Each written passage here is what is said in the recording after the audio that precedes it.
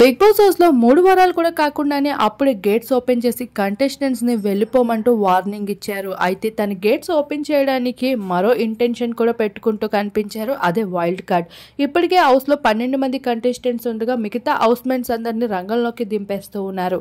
ఇప్పటికే నిఖిల్, పృథ్వీలతో ఆట ఆడుతూ సోనియా అయితే ముందుకు వెళ్ళిపోతూ ఉంది. ఇక సోనియా ఆటలకి చెక్ పెట్టేందుకు బిగ్ బాస్ మొత్తం భారీ ప్లాన్ చేస్తూ వచ్చేశారు.